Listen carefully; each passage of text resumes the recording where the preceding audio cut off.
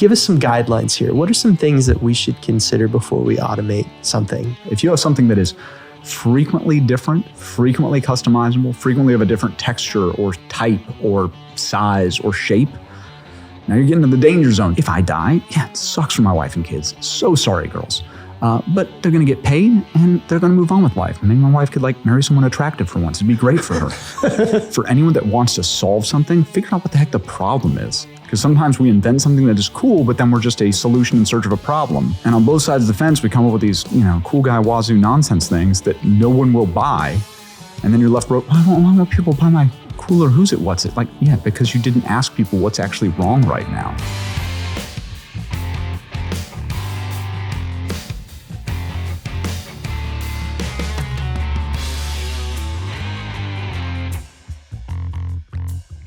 This week, we are interviewing the founder of BotBuilt, Brent Wadas.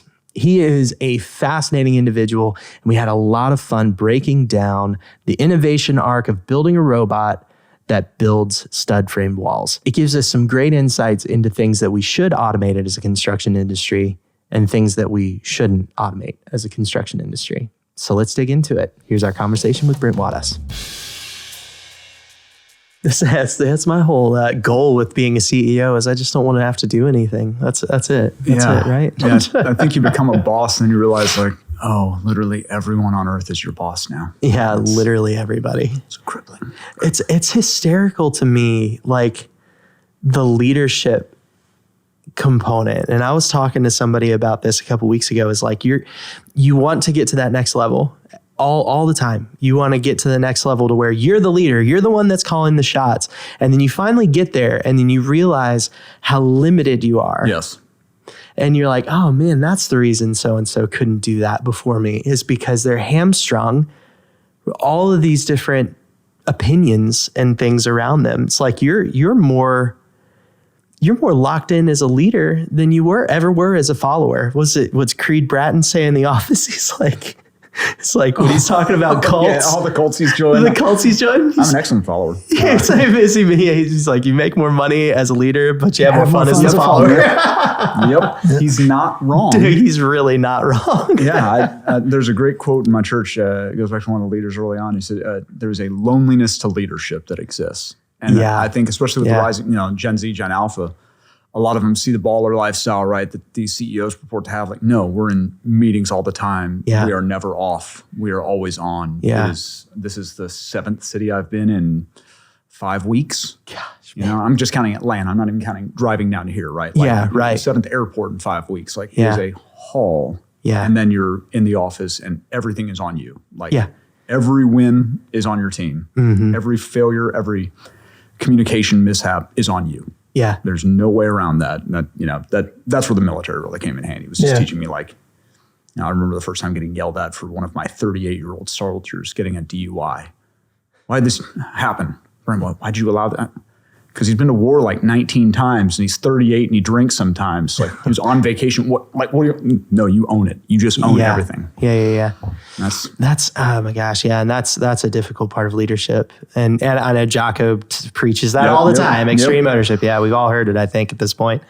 But that's a hard pill to swallow. That's a really hard pill to swallow. Yeah, it is. So I'm right in that zone right now with my company where it is all on me still, it's like I've got a bunch of people that I still lean on, but they're not full timers or anything. Mm-hmm. And so, if I need to run payroll for myself, it's on me. Yep. If I want to do anything, it's on me. And we'll stay there for a little while longer. And then you finally turn the soil over and things start growing and things start. But man, it's a grind those first couple of years. Yeah. And we're I'm 3 years in, we're just getting to the point where someone other than me will be cleaning toilets. Yeah. And my my PhD type people be like, what are you doing? I don't have a PhD in whatever it is you do all day. Doing what needs to be done. Yeah. I will clean the toilet. Yeah. You go back to this thing with the math. The math. Make the robots do their thing, bro. We'll be okay. Well, let's get into it. All right. So BotBuilt, because this is an interesting thing that you guys have created. Walk us through this, because I want people to understand what it is that you guys have built. Because I think it's pretty incredible. I don't know. I like robots. Robots are fun. Yeah, they are a lot of fun. And there's definitely a component where I will feel like a 5-year-old when I'm going into the office. So like you know, you're business. And then you go into the office and suddenly there's this giant 2,500 pound beast working with his best friend who's also a 2,500 pound beast. Yeah. And they're just moving boards around, just putting stuff together. And suddenly, when I was a little kid, I loved watching the trash truck because that was the first robotic arm I got to see move, right? We had this automated, and I was dumbfounded by this trash truck. It's the same element of that awe and wonder. And really at BotBuilt, just to give your listeners and viewers kind of the basis of what we're doing is we wanted to take something that would allow more flexible manufacturing. And so when you think about automation, a lot of people compare it to like an auto line, right? And Henry Ford's famous quote was, you can have any color as long as it's black. Right, yeah. And when we started doing research on this, and I can give you the backstory as to how we came about this, but we found that most automated systems really required it to be that type of model. Like it builds X type of wall or else you reprogram that and blah, blah, blah. What Dr. Ames, my co-founder Barrett, and our team had kind of put together was instead a system that would allow us to take just about any type of plan and let the robots, using a very proprietary system that we have, build those panels, first optimized from a 2D plan. So when you give us a PDF, right, a blueprint, just about every builder has at least access to the PDF blueprint overview of the home, right? And for single family, we just put it into the system, just upload the PDF, scan it in, do whatever we have to do, drop the file in. It'll start to work and read through that file. And in a matter of minutes, really, what's kind of impressive is it actually starts to develop a 3D model of the framing system for that home. And so it tells us where every stud will be, every nail, every sheathing piece, every window, every door frame, all of these things according to schedule. And then from there, it optimizes that into a panel system. So I kind of jokingly say we've let our engineering team name all of our products. So I just want everyone to be wowed by our marketing prowess, right? So we developed this book of panels and we call it the panel book. Oh, look at you guys. Freaking wow. Genius, right? Yeah. My mother's in advertising. She's so proud right now. But this panel book will tell the builder exactly what these robots are about to build. So they can see panel 1 through N, whatever it is, 30, 70 panels. And it shows them their door schedule, their window schedule. It's a QA point, right? But it also gives them every single cut that's going to be made, every piece of wood that they're going to need to have on staff, every single piece of header or whatever type of building that they're doing. It tells you the exact cost of that. So the builder doesn't have any fun surprises in their framing package because that's obviously been a bit of a tumultuous time for most builders right now with COVID pricing. And so from there, once they say that's good, we send that over to a different system that our robots run off of. And they'll just get panel number 1. And they will be able to, using a computer vision system and some custom tooling, we use off-the-shelf robots, literally bought our last set off eBay. Believe it or not, you guys can go on eBay later. I'll show you industrial arms that you can buy for. It's great. I think a great mantelpiece for Thanksgiving. It's a conversation starter. Yeah, I need one just because. I think everyone does. I think Dad would want one too. Oh, 100%. You definitely need to get one for your father. Yeah, I know. John. All right, so after this, we'll go get some robots ordered really quick. And they use basic what we call our tool belt there. So we've got all these custom tools that we've set up for the robots. The thing that connects the studs and plates is the stud plate connector. The thing that grips the sheathing is the sheathing gripper. And they will literally look at the lumber bunk that we have. So we have a bunk of lumber on one side, bunk of pressure treated. They've got their header bunk and their sheathing bunk. They'll go and pick up a piece of lumber. They'll move it over to the saw. They'll cut that lumber to exactly what it needs to be, take it back over to the table, and affix it exactly where it needs to be. And it starts building out the wall panel system marked and labeled so that by the time it just goes to the job site on a hotshot truck, you've got your pack of panels right there. It's all in order. It's not to oversimplify, but it kind of feels like an Ikea home. It just says panel 1 will attach to panel 2. Panel 2 has panel 7 intersecting right here. And all you have to do is nail them together. And so the builders that we've been working with have been going from anywhere from 5 days to about 4 weeks to actually frame a single family residence to about 2.5 to 5 hours to do all that framing and sheathing complete.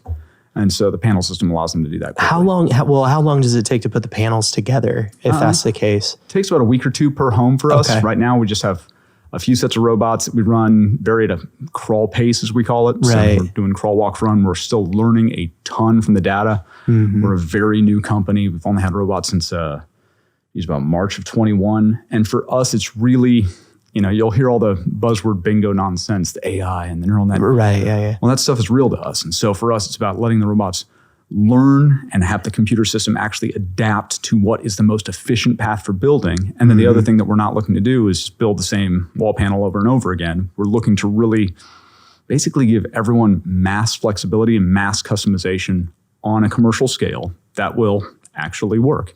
So one of the cool things Katera did, I don't know if you guys have studied them much, but I'm guessing based on some of the things I've heard here, they were very open when they died to letting us talk to their executives, to a lot of the engineering staff. They're very gracious and don't badmouth them at all. But one thing that they told us, it was just very expensive to reprogram robotic lines. And, that cost adds up. Yeah. And if you don't have an overarching plan, and you've got to, some of these lines they had are 600, 700, 800 linear feet of robotic lines. Ours is in this little 30 by 30 square. So you can just plop these things down in order. They can be building all one home. They can be building separate homes. In a size warehouse like Katera had, we could have literally thousands of robots working to build homes on homes on homes every day. But instead, they were using these lines that required a huge amount of labor. You're just going to sink money away. And so for us, especially doing the business planning on the front end, if it doesn't make dollars, it doesn't make sense, right? This is construction. We're not working with SaaS margins here. It's not like you're walking away from every project a millionaire. If you can't make the builder more money, make the tradespeople actually have a better life, you're probably doing it wrong. And so in the rush to robotics, we just caution folks to make sure that they're taking the appropriate steps to do it in the right way for their business, not just in a way that embraces robots. I could probably continue to pick at this process because, learning about how you're doing this is very intriguing. Mm-hmm. The panel book thing resonates, the panels and the cut pieces and everything. And what we do every day, that's functionally what we're doing in steel. And so you're putting the Lego set together for them. You're giving them the instructions. So you've got a panel book that gives way to the guys in the field. I assume they've got the panel book in hand, but they've also got a set of step-by-steps. That's the IKEA part. This is one thing, I'll be honest. Surprise, I got a bunch of smart people in a room and we overthought it. So we thought the panel book was the end-all be-all for the framer themselves. Yeah. And by the way, every builder, every developer, every construction magnate I talk to, the minute they see the panel book, they say, I want that. Yeah. Because the cut sheet, right? It tells them their pricing, drags in market pricing, and we can give them exactly this. You can tell us your own rates that you get on freight. Cool, we're good. But for the framer, we thought everything has to be exact, has to be color agnostic, has to be, language agnostic, just use a basic numerical system. So we did all these thoughts and steps, and every page has these exact, precise instructions. We're very proud of what we did. And I remember on the first job site, there's one pager that just shows the overarching plan, right? It just shows panel 1, 2, 3, 4, all around the plan.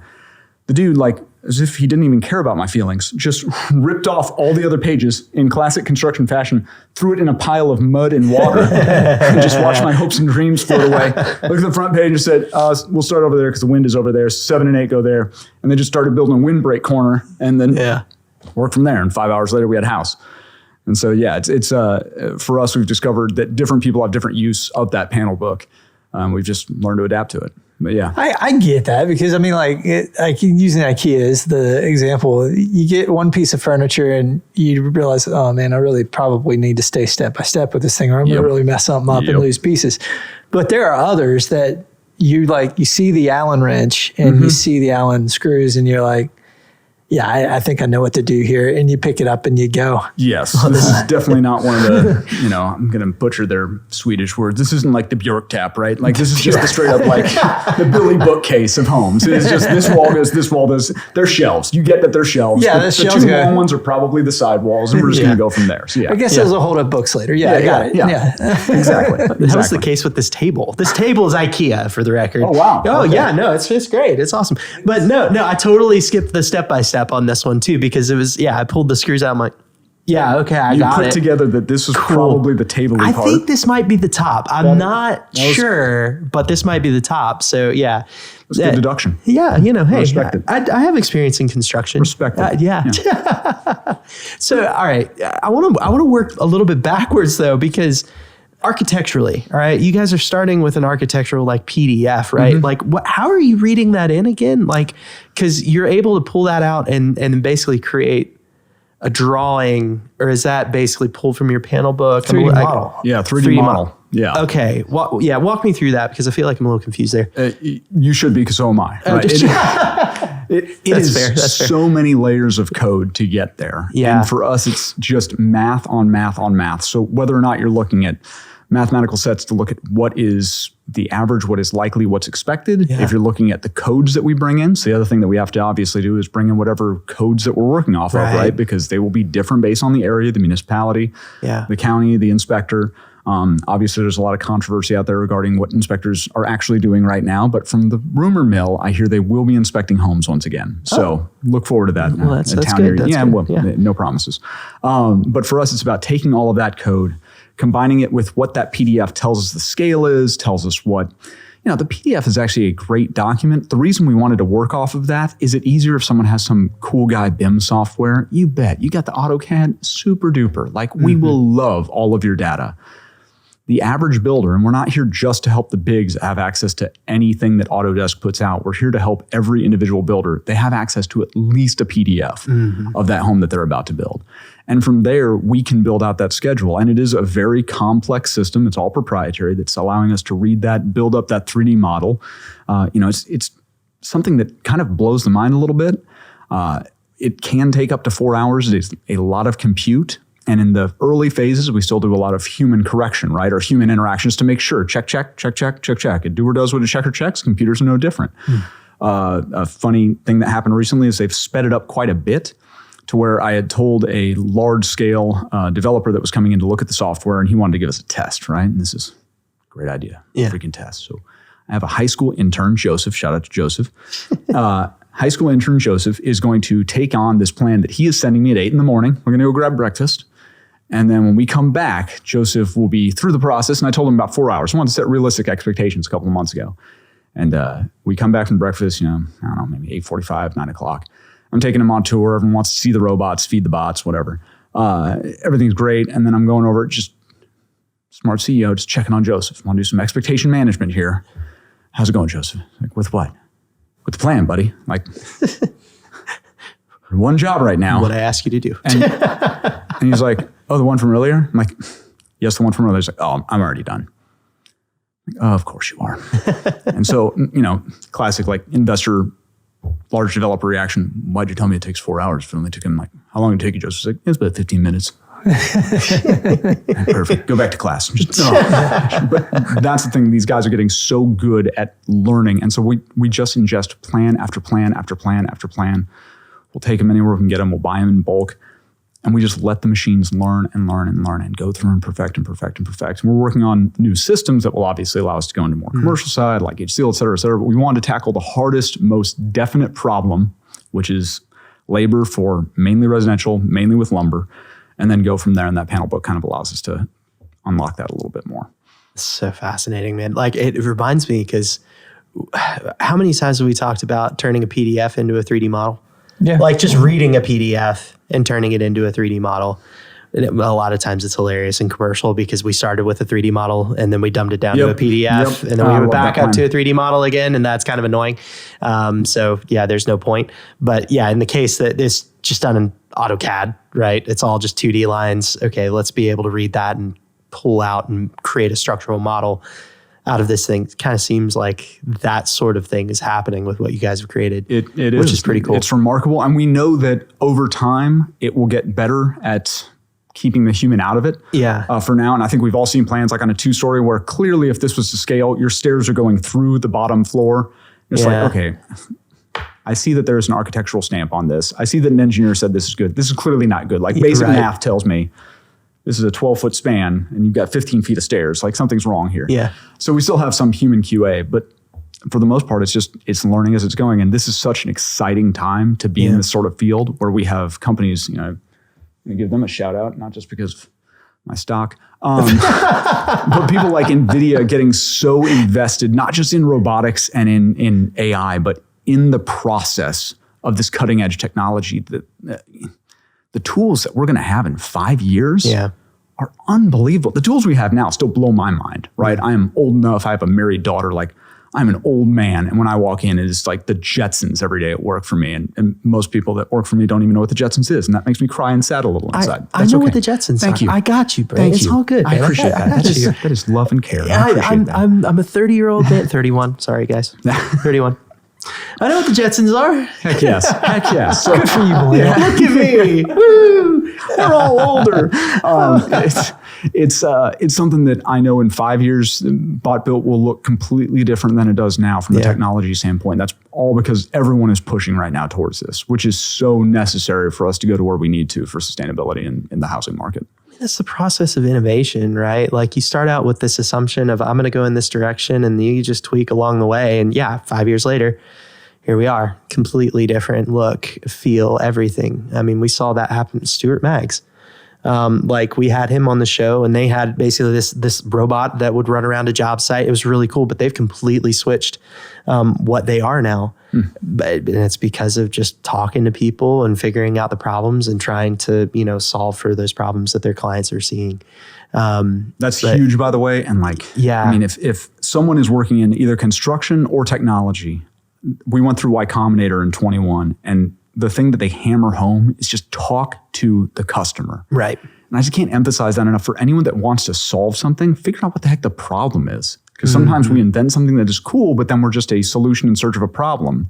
Yeah. And on both sides of the fence, we come up with these, cool guy wazoo nonsense things that no one will buy.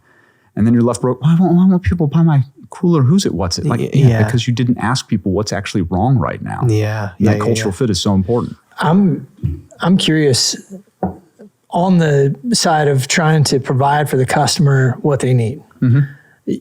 You're obviously making a lot of investment, like upfront investment of this, all of the math and learning and code and everything. Yep. Those are things that you're investing in and maybe not getting product out of immediately. You've got to do the work to end up with a really solid functional thing at the end. Now, as you're listening to the customer, you guys have been honing your process towards let's automate the things we need to automate. Yes. Right. So can you speak to that a little bit? Like, how are you navigating this in a common sense way? Yeah, I just cannot speak enough to just listening. And so before we got $1 in the door, before we bought one single robot or wrote really much code, all we were doing were talking to builders big and small about where their problem areas were. We were talking to experts in the field already. We were talking to people that would kind of pontificate about the nice to haves in the future of construction. And we start to deduce that down to what can we attack first and just start attacking that problem. Mindful that we have to future-proof it a little bit, right? You have to be thinking strategically. Does this problem play out over time and is it on a technological path that allows us to get to a better place down the road? It's not some cool guy product that is one-off. We need to make sure it's a system of systems that builds up over time. So for us, it's just all about listening and continuing to listen as we work with the various people that we have. We've been very blessed to have a huge, huge network and a great big advisory board of real leaders in the industry that have really shaped us and just kind of pulled us in one way or the other. And when you talk to the people that in my opinion, really, really move the industry as a whole, they can be very blunt with you and just say, hey, this is exactly what I need right now. There are certainly times where I think that we overdevelop the technology based on what the actual need is.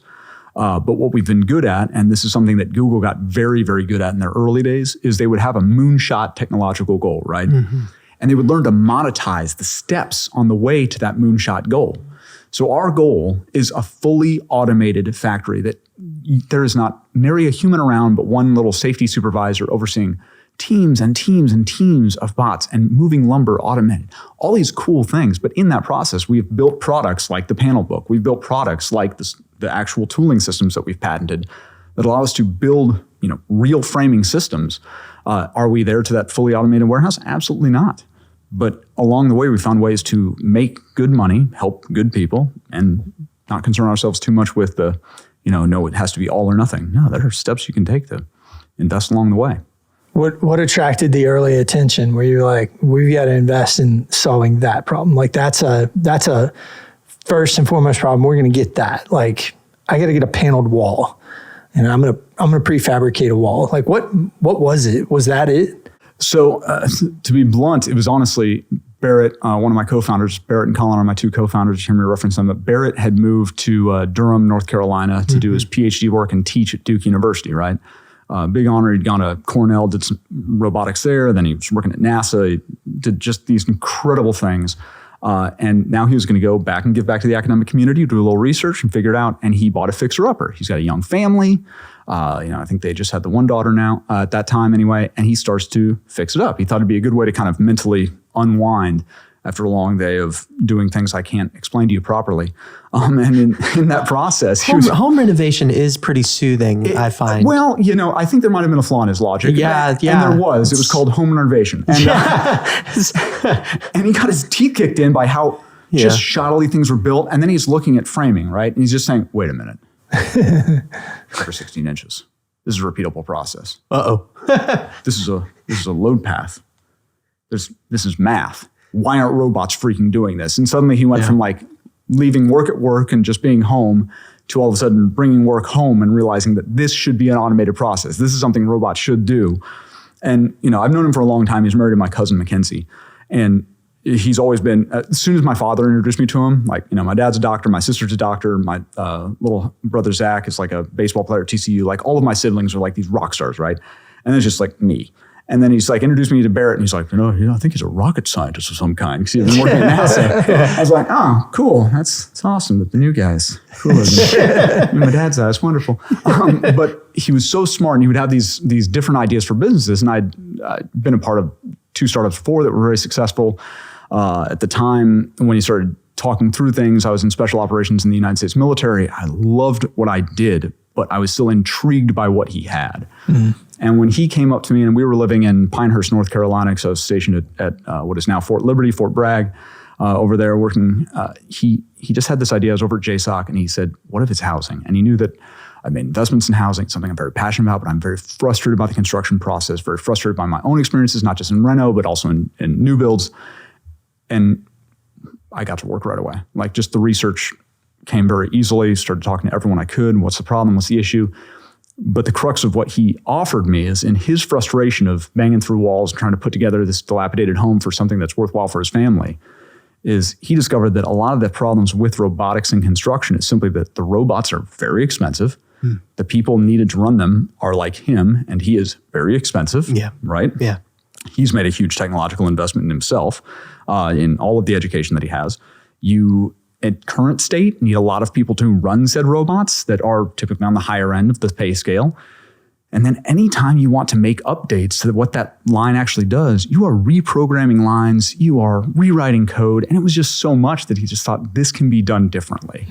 And that's when he decided to attack it from a software and hardware standpoint together. So by working those 2 fields together, that's where he's able to really make a difference. We've seen that, like the maintenance side of things too. Like the robot breaks and you're completely relying on it. Then what do I do? So having somebody that can just come in and fix the robot's a whole thing. It's a big deal. If you've seen, large scale car manufacturers, I think one of the largest plants in England is a mini plant. If you ever go to Germany, if you go to places like Ulm, even outside of Munich, there's just these huge spanning factories, and those have like just waiting bays of fill-in robots that have already been calibrated, because calibrating is a process unto itself, just to tuck in there and move. So when people, especially in construction, come and say, I want to get into robotics, the thing that we'll caution them on is, what do you want the robot to do, and how much money do you need it to make? Because if you're buying your robots new, if you're buying lines that are pre-made that someone else has to program, odds are good you're not there to make a profit. And we've seen that happen time and time again, where companies live and die, or divisions live and die, because they didn't think through where it pencils out, where it actually shows black at the bottom of the page. Are we going to see kind of a convergence of that because the robots are easier to build or more prevalent? People are going to be a little more available from the standpoint of the operators. We got a new generation. I'm very hopeful. One thing that we've been intentional about is helping trade schools and colleges and high schools really get kids more involved in working with mechatronics or robotic systems early on. For us, we see it as we're building power tool systems. Yeah, they're gigantic and they will kill you, but they are power tool systems. And the more people that have exposure to that, and the trade schools, honestly, in North Carolina have been fantastic at working with us and talking to us about what that will actually look like in the future, means that I think the job force of the future will be there. The other thing that we really have to do is help encourage the rising generation that a job well done is the goal. And there is no prestige. We were joking about this a little before.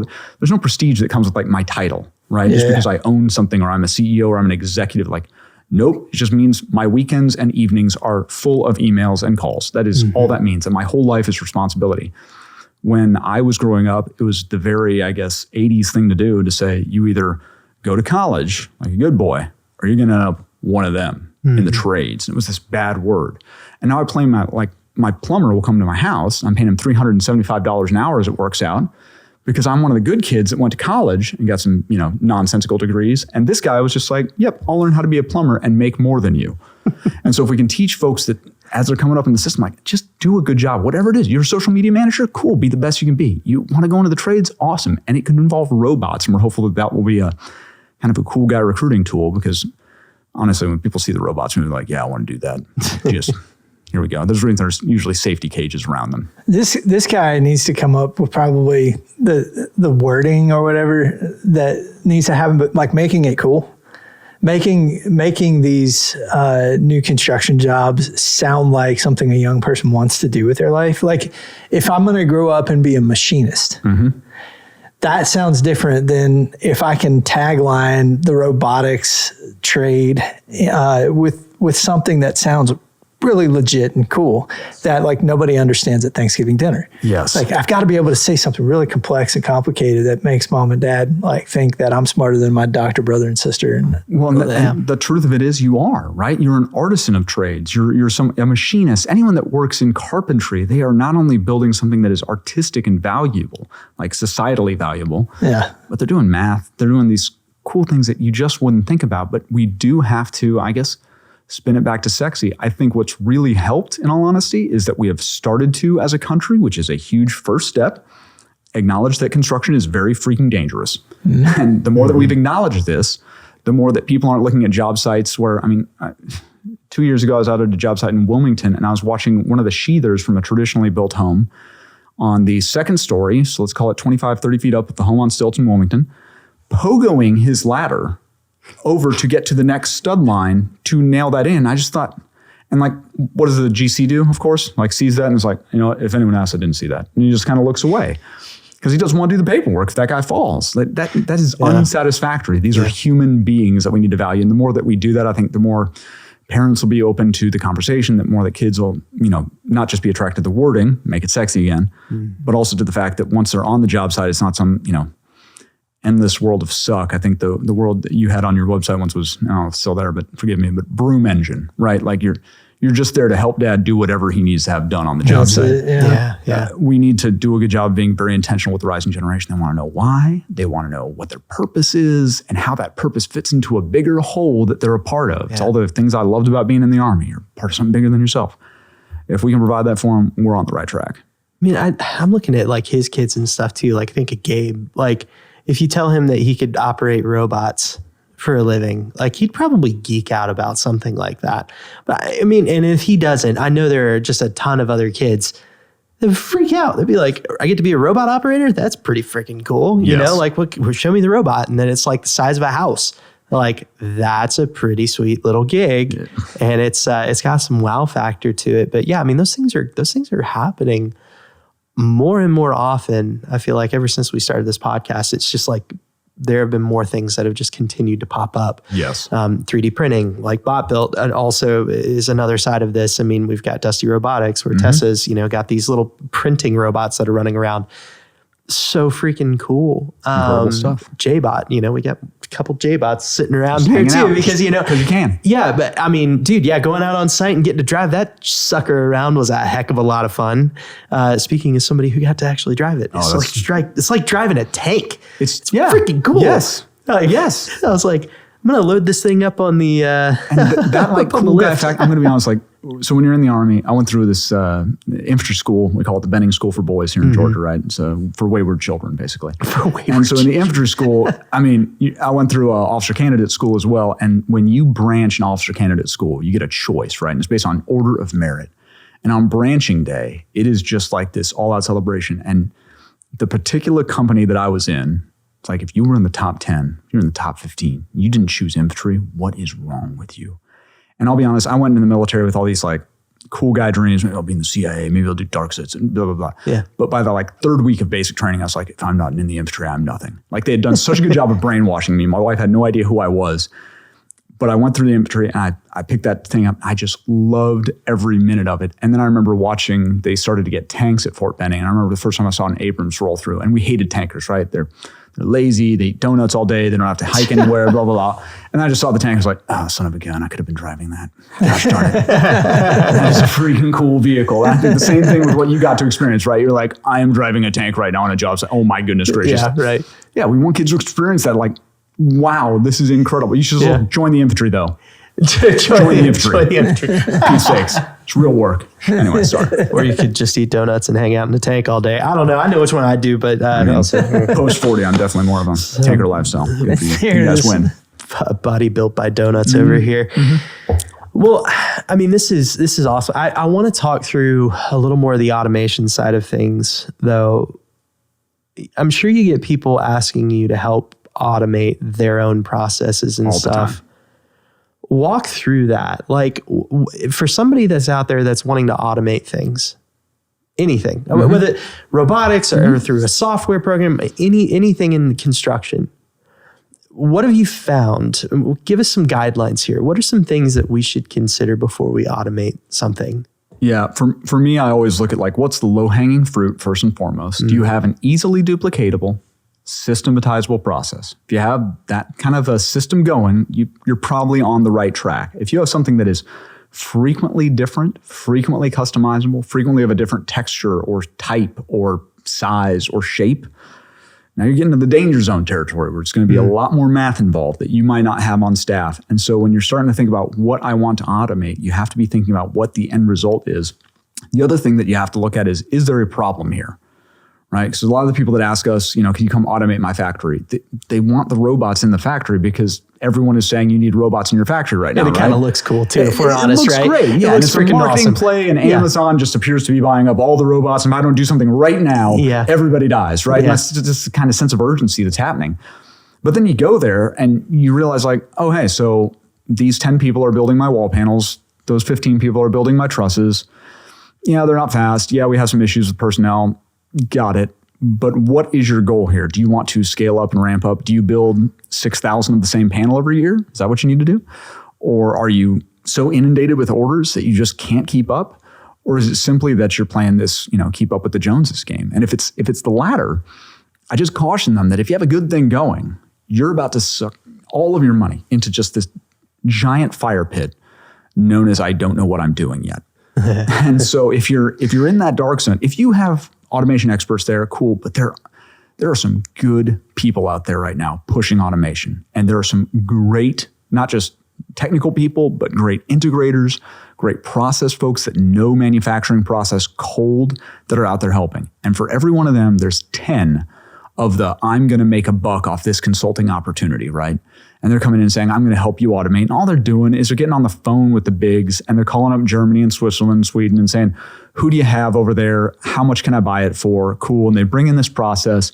You're relying on outside labor sources to actually do your coding and your programming. You're suddenly having to hire people you're not used to hiring as far as technical roles go. You're suddenly putting the labor force that you currently have in front of machines that they might resent. That's a big issue that comes up with a few different site-based robotics companies. And one of them in particular had a great anecdote that they were finding that the project managers were putting their dumbest and least effective employee on that robotic system, fearing that that thing would take its job someday. So that person would fear for their own job with that automated system, put the dumb guy in there, the whole system fails, he can sell it to the boss back and go like, hey, boss, obviously this thing's not working. We tried our best disingenuously and it failed. So if you're not thinking about the culture of your workforce embracing this too, you're just going to have a revolt. And then you're going to be out the employees you currently had. You have no good employees to come in and run the systems. And the dark and dirty secret is, yes, we have found a way to use off-the-shelf robots that we can buy used. That BMW plant in Sumter, South Carolina, when that thing is done, when they are out of 0.2 millimeters of precision, that robot is useless to them. They sell it on eBay for 1/8 to 1/10 of the price they bought it for new. Fantastic. We're winners. If I'm down to 1/8 of an inch, I'm perfect, right? We're good there. But if you're buying all of your stuff new, you can be spending $2 to $30 million per line. And that's just the upfront cost. And you have additional labor. You might have 30 to 35 consultants running the line. You might have additional, 40 to 50 people actually keeping it going. And if it doesn't actually do all the things you need it to, doors, windows, et cetera, closing the panel off, routing, whatever it might be, you're just paying the same labor force over a huge factory that you now have to heat and cool for larger power bills and, quite frankly, no real timeline to profitability without properly planning it out. I've seen the bigs go into it and fail. I've seen the littles go into it and fail. And it just comes down to, are you solving the problem at hand? And if you're looking at that and you're looking at, root cause analysis there, do you know what the true root problem is? Or are you just trying to keep up? That's good stuff, because we do get caught up in that in the industry, and every industry too. Everyone does. Everybody. It is kind of a keeping up with the Joneses thing. It's like, oh, they got that really cool beam line over there. It's steel, right? Like, okay, they got a really cool beam line. I want one too. I want the Zeman,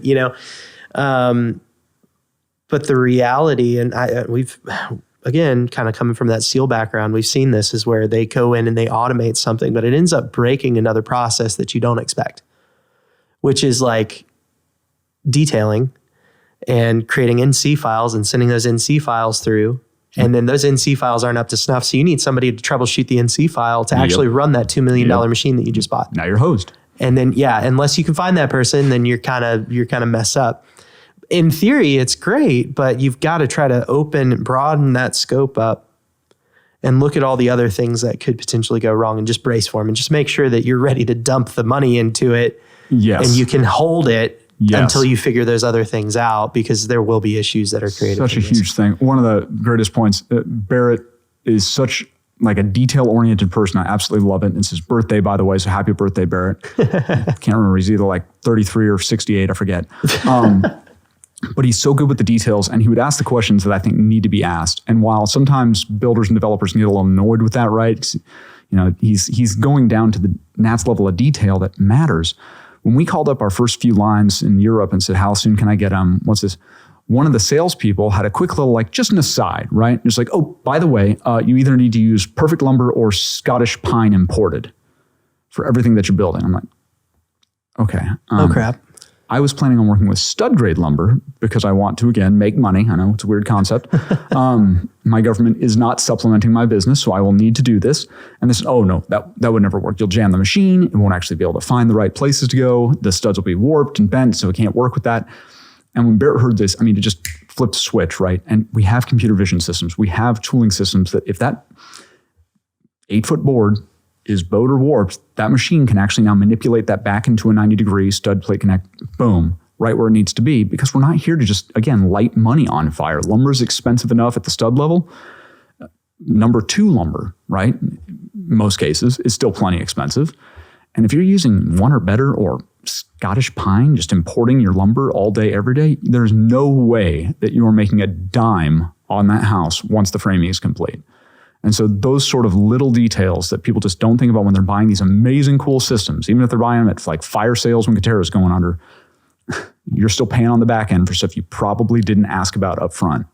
You said, oh, by the way, I use this typically. Will this still work with my contractors? No. You guys kind of pick the path of friction, I feel like. Yes. With going with wood. Yes. Because if you were to go with a steel, just going with a regular metal stud or something like that, you could get those things rolled off and then just pop them out like they're nothing. Bingo. But yeah, you've gone the path of resistance. But I think it will ultimately be better that way, because you've built a lot more flexibility into your systems by doing that. Yes. One thing I respect about our team is just the courage that they have, quite frankly. They show a huge amount of courage in taking on the hardest technical problems. Because for me, lumber framing construction with stud grade nonsense, that is the easiest market problem. You throw a stone, hit 7 GCs right around this little area and say, hey, you guys want to try out some panels? Sure, you betcha. Come on over. And we can learn by doing.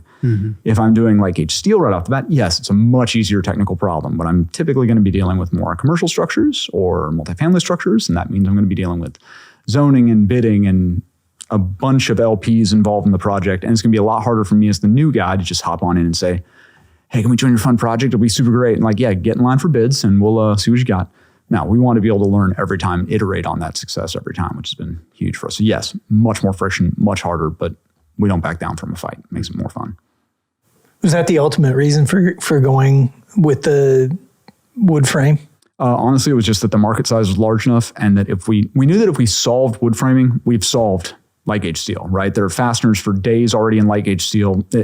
you can, whether it's welding or screwing, there are systems already out there for that, for the robotic lines to just attach themselves to. For us, it was about, can we get into the marketplace as quickly as possible? And with that experience on each build that we go through, iterate and improve the technology along the lines. And all of the building partners that we've adopted so far have also been great. We are feedback fiends, right? We live for your feedback. And the ability for us to get that in a quick and rapid way and then move and iterate on it back at the house makes all the difference in the world. The after show is going to be so cool. I've got so many things going through my head. We have a lot of questions. So, moving on. Let's just get back to the safety thing. Yeah. All right. So you were throwing some things out earlier. I believe pre-show. It was pre-show, right? It was pre-show. It was pre-show. Yeah. The red lights were on, so it's always dangerous. Yeah. Well, I want to go back to some of the safety stats you were throwing out because I thought it was a very interesting way of putting it. I just never thought of it this way. So how safe is framing as a job these days? It's horrifying, frankly. So the thing that I pointed out, we had an OSHA inspector come through our factory and just kind of going through it and make sure we knew. We're working with 2,500 pound metal machines. My idea in any business is less death, I think is a good thing. So we wanted to trend that way. And one thing that he brought up was just the OSHA website, which has all these stats on it. And he's like, about 350 people are dying every year building homes. And what shocked me is a stat was in my head. If you just take the average of, let's take the bulk of the Afghan war, right? That was my primary war. So you're in earnest late 2002 through 2019, 2020, we're losing on average 35 service members, people in uniform. That is an absolute tragedy. Every loss of life downrange is a tragedy. The flip side of that, though, is just to be blunt about it, like sold off a business to come into the military. My wife and I, we had children that were getting older. This was something when the towers fell, I said, I want to join the Army. And I started making money, started having a family, like life happens, right? But by the time I went into the military, this was something that I signed up to do, so much to the fact that if I died in war, that is the game. Like that is part of it. And I would be proud to give my life in just the effort to free the oppressed. My grandfather fought in World War II. My brother fought in the original Gulf War when it was cool to be in Iraq in the early 90s. And then this was my war. This was something that I believed in passionately. I'd studied it in college, what the Taliban had done. Just letting girls read meant something to me.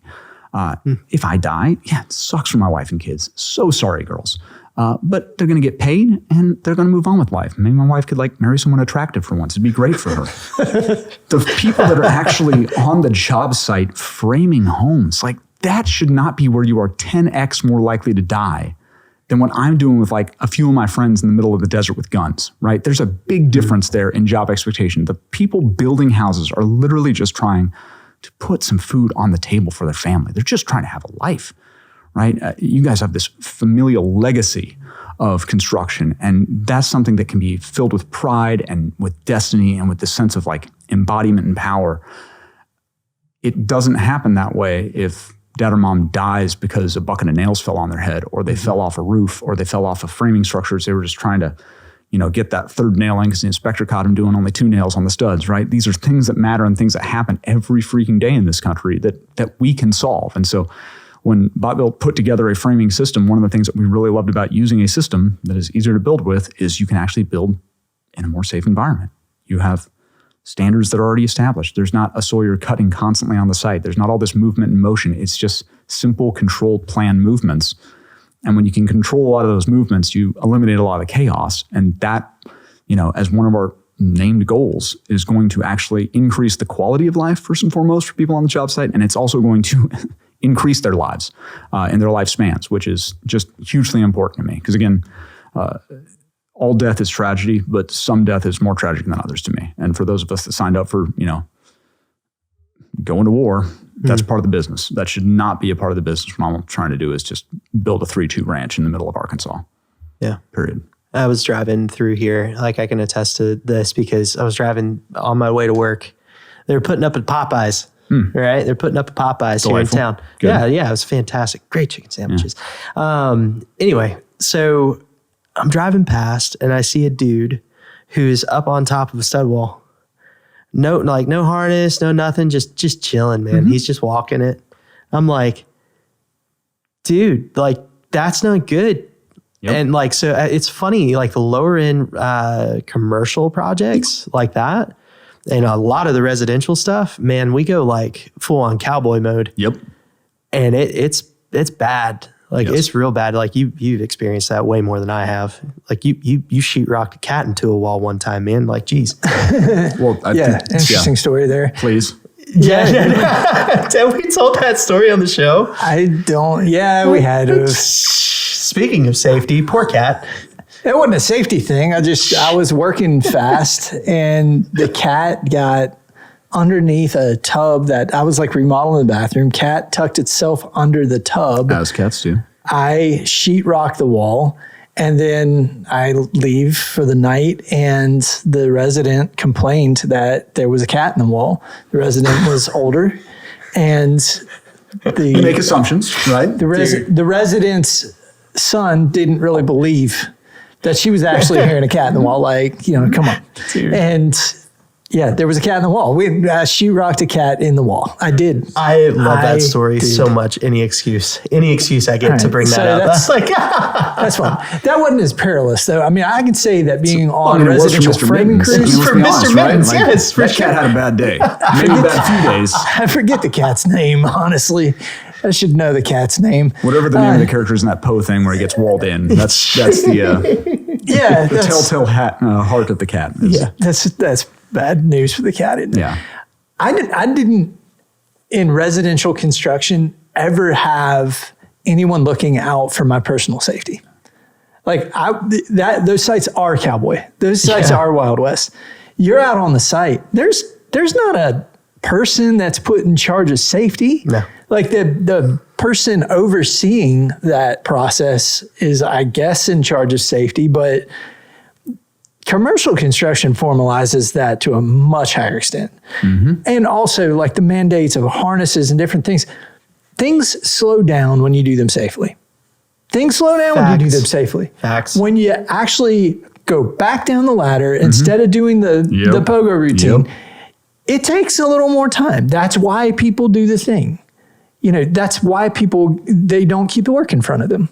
They get out of position. That's again just a cultural thing. We have a phrase, the shoot house, right? Slow is smooth and smooth is fast. Yeah, I love it. And the more you go slow, the more smooth you're going to get. The more smooth that you get, the faster you're going to be. And there needs to be that someone has to be looking out for you on the job site, not just, on paper, not just the inspector that's never going to stop by from MOSHA, not just some law that we passed 15 years ago so everyone can feel good about themselves. Mm-hmm.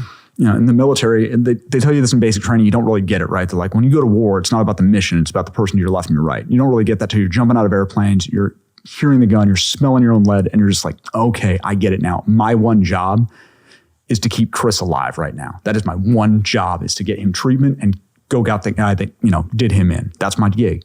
It becomes real. And I think that we owe it to everyone on a job site to have that same mentality, that we're looking out for them because they are literally looking out to what they're building, what we live in, what we exist in. Every building that we enter, we owe our existence to the people that put that together. And that's something that we should be paying more respect to.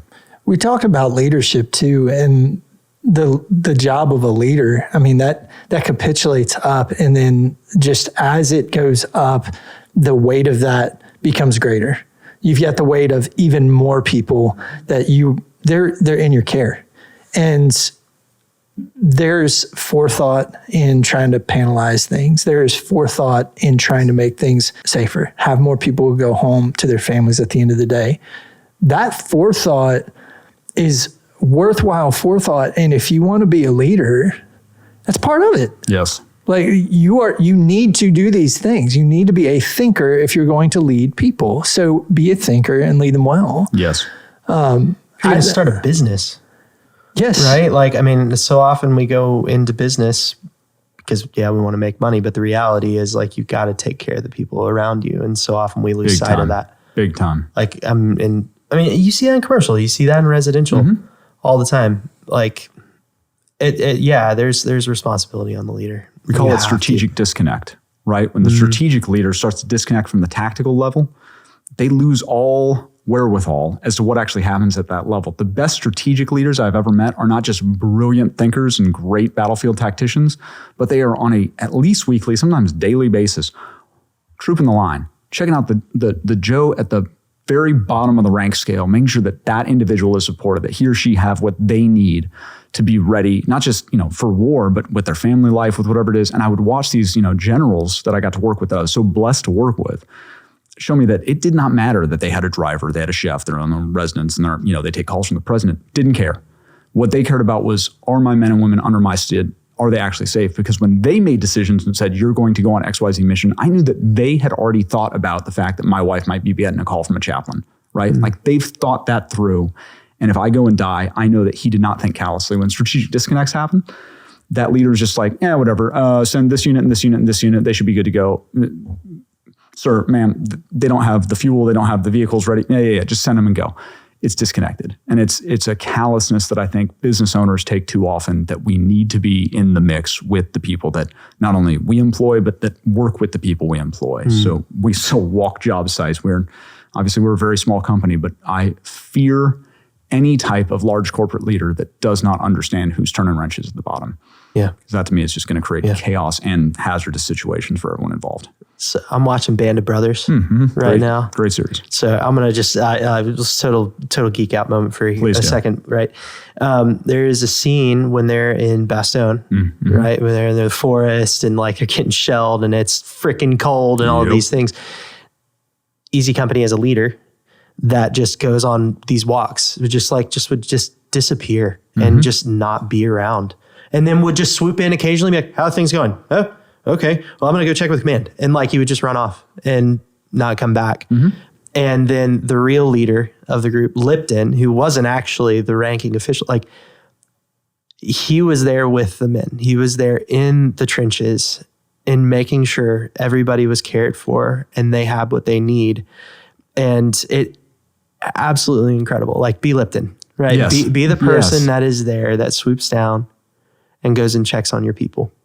Freaking love Band of Brothers, man. There's so many good little things you could pull from that. I love the book. It's too. a leadership academy in its own right. And is. It's absolutely true that the leader that's looking out, because what was he doing? He's talking to top brass. He's making sure his career is all set, that he's got probably going to take a freaking nap, honestly under a tree somewhere. And you just discovered that that's not leadership. The leaders are the ones that look out. And some of the best leaders I've worked for, before they would send us on any mission, we do a pre-mission briefing, right? And so it'd be 12 of us in the room, then this colonel would come in and we'd this particular incident was at 7th Special Forces Group. We're known as kind of the last of the cowboys. It was an honor to work for the Red Empire, and we're a little lax on things sometimes.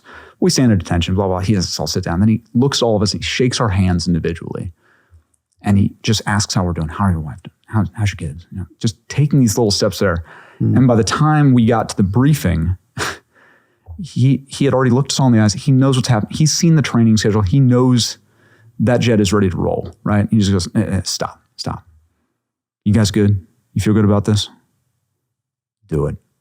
Let's go. And you just knew that he had your best interest at heart. When I've had leaders that are just clearly looking for their star, clearly looking for that next star, whatever it might be, I have no interest in interacting with that person because they have no interest in actually looking out for the people that are doing the real work, the people that are going to bleed out and die. Yeah.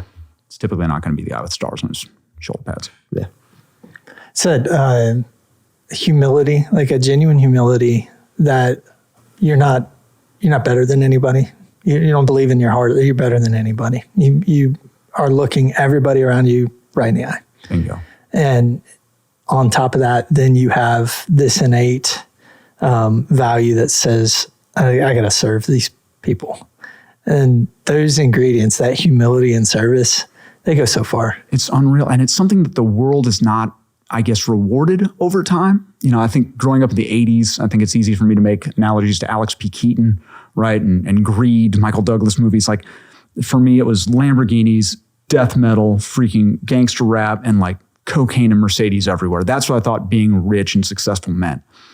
And I would watch my parents live these lives, two folks, humble Midwest kids, making empires. My grandfather built an empire in agriculture, worked with like Mikhail Gorbachev when he was the science minister to create the first like scientific sharing agreement between the US and the USSR. I knew none of this as a kid because to me, we were the poor kids. We were the kids that really didn't care, what car we drove. My mom was very successful in advertising. And my dad was a doctor and she bought him a Lexus once. He returned it so he'd go back to driving his Mazda because he said the insurance was too high. Like all things, I'm like,